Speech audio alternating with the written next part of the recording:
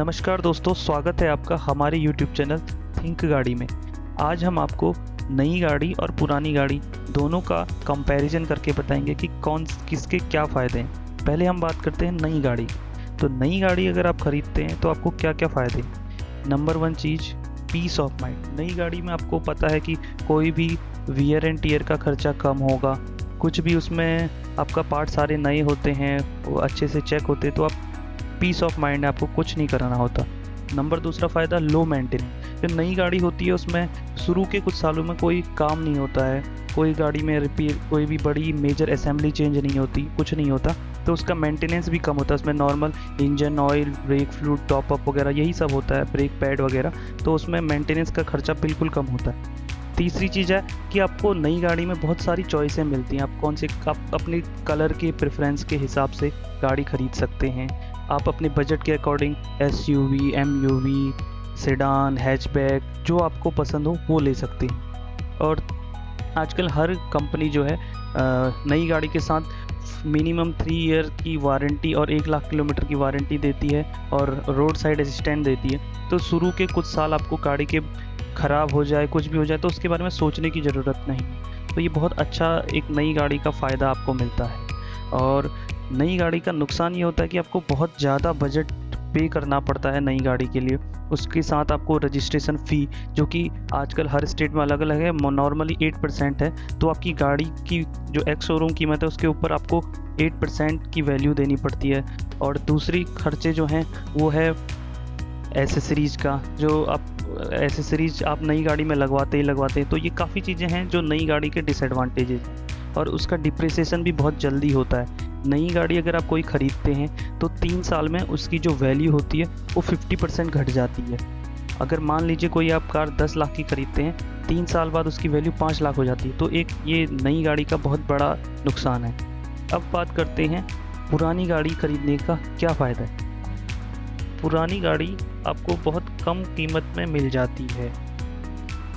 जो first owner होता है वही उसका, जैसे 3 साल अगर उसने गाड़ी ओन करी तो उसका डिप्रिसिएशन वैल्यू उसने पे कर चुका है। तो जब आप सेकेंड हैंड गाड़ी खरीदेंगे तो 10 लाख की गाड़ी 3 साल पुरानी अगर आपको 5 लाख या 5.5-6 लाख में मिलती है तो आप कितने पैसे बचाते हैं?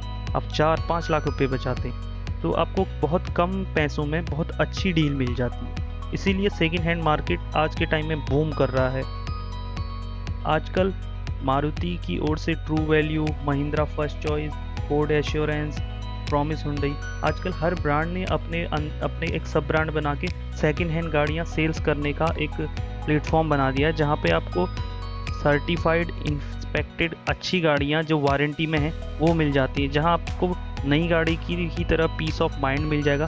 उनकी वैल्यू थोड़ी सी जो सेकेंड हैंड मार्केट है वहाँ से ज़्यादा होती है, लेकिन आपको गाड़ियों में ये गारंटी है, ये वारंटी है कि वो गाड़ियाँ इंस्पेक्टेड हैं, सर्विस उसकी हिस्ट्री है। तो आपको वो बहुत अच्छे, अगर आप सेकेंड हैंड गाड़ी को इंस्पेक्ट करना नहीं जानते तो आपके लिए बेस्ट रहेगा कि आप जो है इन जो मारुति ट्रू वैल्यू या महिंद्रा फर्स्ट चॉइस है इनसे गाड़ियाँ ले लें, क्योंकि वहाँ पर जो गाड़ियाँ हैं वो इंस्पेक्टेड हैं और उसमें आपको सर्विस की हिस्ट्री भी मिल जाती है और आपको वारंटी भी मिल जाती है। तो आपको पुरानी गाड़ी कम कीमत में भी मिल गई और नई गाड़ी का फ़ायदा जो होता है आपको वारंटी भी मिल गई। तो इससे बढ़िया है कि आप ऐसी जगह से सेकेंड हैंड गाड़ियाँ लीजिए अगर आपको गाड़ी इंस्पेक्ट करना नहीं आता है। और दूसरा फ़ायदा क्या है कि पुरानी गाड़ी जब आप लेते हैं तो आपका जो रजिस्ट्रेशन में खर्चा होता है, जो कि आजकल अगर 10 लाख की गाड़ी है तो उस पर 80 से 70 हज़ार रुपया रजिस्ट्रेशन फ़ी जो लगती है वो आपकी